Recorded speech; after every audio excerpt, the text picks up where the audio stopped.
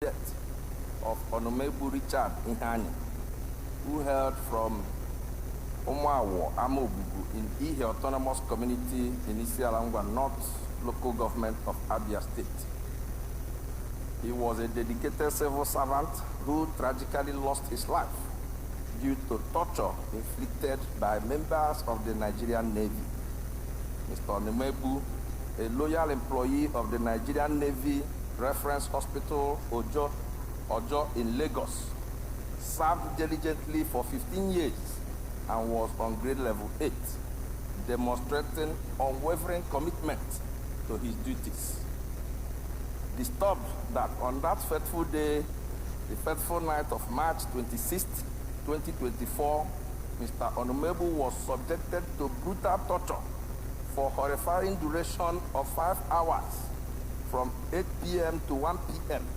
by 5 naval officers, reportedly summoned by an aggrieved lady who had issues with the deceased. This barbaric act not only robbed Mr. Onumaegbu of his life, but also tarnished the reputation of the Nigerian Navy and violated the fundamental human rights. Worried that measures are needed to forestall the possible breakdown of law and order by aggrieved youths protesting the tragic death and untimely death of this colleague and brother whose life was cut down at his prime. Realizing that this is the second time my constituent is being killed unconditionally by the Nigerian Navy in the past 3 months. Concerned that the circumstances surrounding Mr. Onumaegbu's death demands immediate attention and justice. It is therefore incumbent upon this Honorable Assembly to take decisive action to ensure justice, accountability, prevent further atrocities, and uphold the rule of law. The House now resolves: 1, to observe a moment of silence for the deceased. Mandate the Nigerian Navy to conduct a thorough and impartial investigation into the events leading to Mr. Onumaegbu's death, with a focus on identifying all individuals involved and holding them accountable under the law. Urge the authorities of Nigerian Navy to implement measures to prevent similar incidents of torture and abuse within the Nigerian Navy, including enhanced training of human rights and adherence to legal protocols. Provide adequate support and compensation for the family and deceased, acknowledging the irreparable loss they have suffered. Mr. Speaker, dear colleagues, I so move. Any seconder? Tabezi.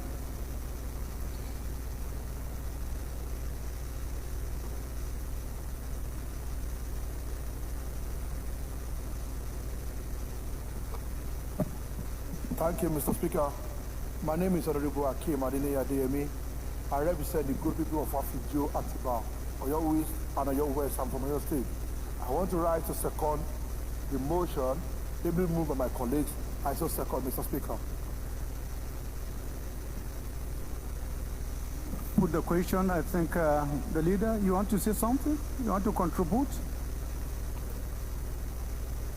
Yes, Mr. Speaker, I'm very grateful for the opportunity. Kingsley Chinda, I represent the Above Federal Constituency. I'm an inquiry man from River State. Mr. Speaker, my dear colleagues, I think that some of these very, very touchy and interesting matters that came up on the floor of the House this morning, all bordering on security, are worthy of deeper consideration.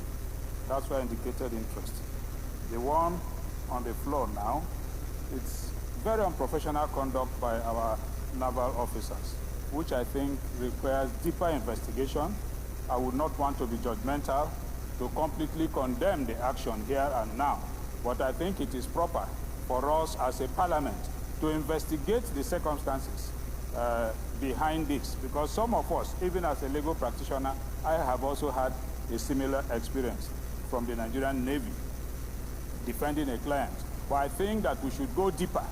It's not enough to condemn it and urge the Nigerian Navy to ensure that they put structure in place to avoid future occurrences. Let us investigate and find out what is actually happening.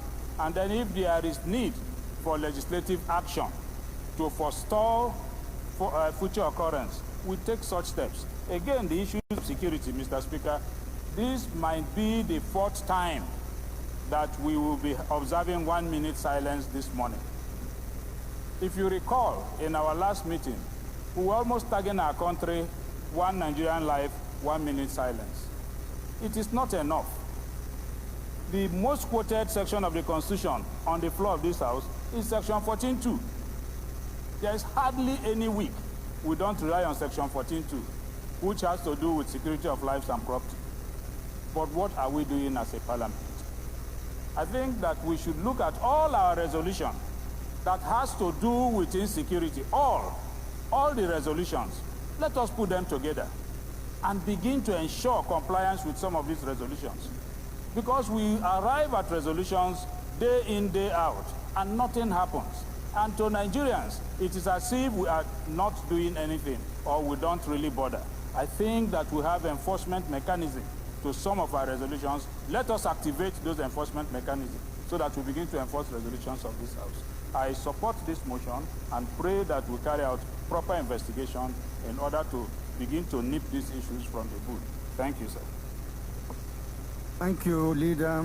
But as you know, because of the concern we have for the Nigerian people, particularly as it relates to Section 14.2, which is the protection of lives and properties, that's why this House Chamber has agreed or resolved to convey a legislative security summit to address all these matters, and I'm sure it will come before the end of this legislative year. So please, all these kind of happenings, we implore you, we expect you, when the time comes, for you to bring them up so that we can discuss them holistically and take position once and for all. Thank you for your contribution. Honorable Isiaka, I think you also want to contribute, right? Yes, Mr. Speaker, I want quintessential speaker with substantial values. Right Honorable Dr. Ibrahim Ayakunle Isiaka, I speak for and on behalf of the very good people of the Onumaegbu Federal Constituency, the Speaker, the leadership, my honorable colleagues. What I would intend pointing out is going to be a rider because the leader, minority leader, already almost stole my point. Sorry, sir. My colleague missed out referring to the Committee on Navy to see through this investigation, because if the Navy is accused of doing this, it should not just be on the table of the Navy alone as well to just go and investigate without the intervention of the House. So if I'm permitted, I want to move it as an amendment to his prayers. Go ahead. I was trying to call his attention to that particular aspect. Since you have raised it, please go ahead. Okay, Mr. Speaker, once again, thank you very much. The amendment to what my honorable colleague, to his prayers, is that this matter be referred to the House Committee on Navy for further legislative action. In fact, it should even be the House. I withdraw that, Mr. Speaker. No. The House Committee on Navy to investigate this matter and report back for further legislative action. I so move, Mr. Speaker. Thank you. Any seconder? Honorable Lowry.